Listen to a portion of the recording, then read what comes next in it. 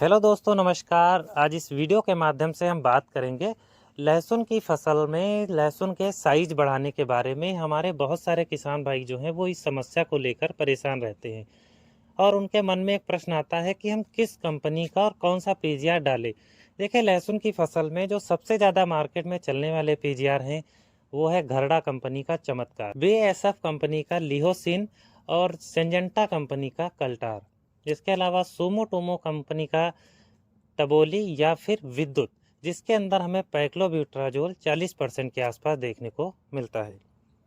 देखिए, बहुत सारे किसानों के मन में एक प्रश्न आता है कि हमें इसका प्रयोग करना चाहिए या नहीं करना चाहिए, और क्या ये वास्तव में साइज को बढ़ाते हैं।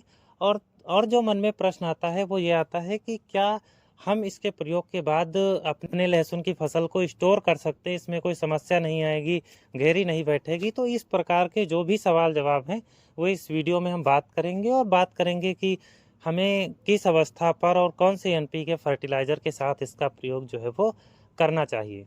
दोस्तों, यहाँ पर हम 3 तरीके की बात करेंगे, जिसमें सबसे पहला हम बात करने वाले हैं वे किसान भाई जो लहसुन की फसल को कच्चा ही बेच लेते हैं, और दूसरे वे किसान भाई जो लहसुन की फसल को स्टोर करते हैं, और तीसरे वे किसान भाई जो लहसुन की फसल को स्टोर करने के साथ साथ खेत में उसी लहसुन की बिजाई करते हैं या उसी लहसुन का बीज बनाते हैं।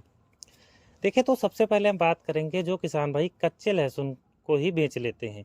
तो दोस्तों, उसके लिए हमें जो है वो किसी भी पीजीआर का प्रयोग कर देना चाहिए। अगर हमारी फसल 120 दिन की होती है तो उसमें एक बेहतर रिस्पांस के लिए पैक्लोब्यूट्राजोल जो कि 40% वाला आता है, या फिर जो 23% वाला आता है।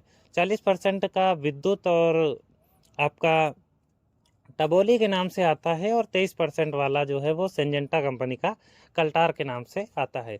अगर हम 23% वाले का प्रयोग करते हैं तो प्रति एकड़ के हिसाब से हम 50 से 60 ml दवा का इस्तेमाल जो है वो लहसुन की फसल में कर सकते हैं। फसल जो है वो कम से कम 120 दिन की होनी चाहिए। इसके साथ दोस्तों, एक बेहतर रिस्पांस के लिए हम 0050 का प्रयोग कर सकते हैं। अगर हम नैनो 0050 का प्रयोग करते हैं तो बहुत ही अच्छा रिस्पांस देता है। तो इसका प्रयोग हमें 200 ग्राम प्रति एकड़ के हिसाब से करना चाहिए। अगर आप नॉर्मल 0050 लेते हो तो आप 1 किलोग्राम प्रति एकड़ के हिसाब से भी कर सकते हैं। दोस्तों, इसके हम 2 रिपीटेड लगभग 12-12 दिन के अंतराल पर कर सकते हैं। दोस्तों, इससे कोई भी साइड इफेक्ट हमें देखने को नहीं मिलता है। देखिए, क्या होता है कि लहसुन का साइज डिपेंड करता है आपके जो सागा है, आपका जो तना है, उसकी मोटाई कितनी है। तने का रस ही धीरे धीरे करके बल्ब में उतरता है और वही साइज बढ़ता है। तो दोस्तों, ये जो दवाइयाँ हैं वो जो तने में रस बन रहा है उसको पौधे तक पहुंचाने में एक तेज़ी से काम करती हैं। इसके अलावा जो पीजीआर होते हैं वो पौधे की अनवांछित ग्रोथ, यानी जो अनियमित ग्रोथ हो रही है उसको रोककर पौधे के अंदर एक हरापन लाते हैं, जिससे भोजन ज़्यादा बनता है और पौधा जो है वो अ, और जो लहसुन का साइज है वो फूलता है। अब हम बात करेंगे वे किसान भाई जो लहसुन को स्टोर करते हैं। तो दोस्तों, अगर आप लहसुन को स्टोर करते हो तो इसके लिए आपको पैक्लोब्यूट्राजोल का प्रयोग लहसुन की फसल में नहीं करना चाहिए। इसके लिए आप घरडा कंपनी का चमत्कार 400 ml प्रति एकड़ के हिसाब से ले सकते हो, और इसके साथ आप नैनो 0050 200 ग्राम प्रति एकड़ के हिसाब से ले सकते हो। और लगभग 10 से 12 दिन के अंतराल पर हम इसके 2 रिपीटेड स्प्रे करते हैं तो हमें एक बेहतर रिस्पांस जो है वो देखने को मिलता है। दोस्तों, इसके अलावा हम बायर कंपनी का जो इग्निटास आता है, इसके अंदर हमें साइक्लानिलाइड और मेपी क्वाड क्लोराइड देखने को मिलता है।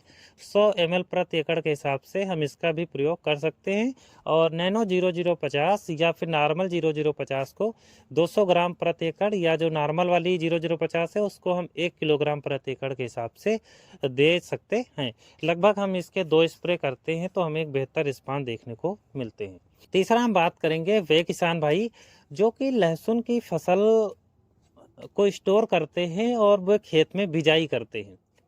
दोस्तों, इसके लिए आपको लहसुन की फसल में कोई भी पीजीआर नहीं देना चाहिए, क्योंकि पीजीआर जब हम देते हैं तो लहसुन की क्वालिटी तो डाउन पड़ती है, और क्वालिटी डाउन पड़ने के साथ साथ दोस्तों जो अगले बार जब हम जमाव करते हैं तो जमाव में भी हमें कुछ समस्याएं देखने को मिलती हैं। तो मैं उन किसान भाइयों से यही कहना चाहता हूं कि आप उसमें कोई भी पीजीआर ना दे।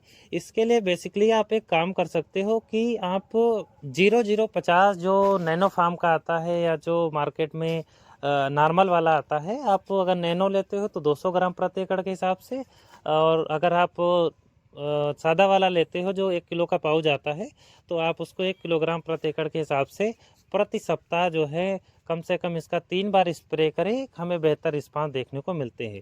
दूसरा कुछ मैं अलग सी चीज़ें इसमें थोड़ा सा बता देता हूं दोस्तों।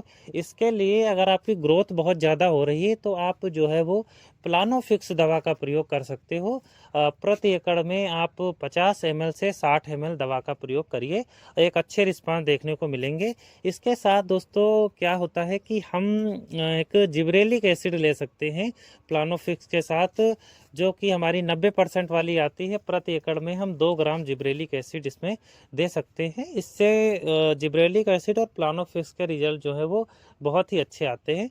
तो आप नॉर्मली जो किसान डालना चाहता है तो वो इसको दे सकता है, इसके भी काफ़ी अच्छे रिजल्ट हमें देखने को मिल जाते हैं, और ये हमारे साइज को बढ़ाने में भी मदद करता है और कोई भी हमें साइड इफेक्ट भी नहीं दिखाता है। तो दोस्तों लहसुन के साइज बढ़ाने से संबंधित जो भी भ्रम थे मैंने इस वीडियो में आपको डिटेल से बताया है। इसलिए अगर वीडियो पसंद आई हो तो वीडियो को लाइक और चैनल को सब्सक्राइब जरूर करें।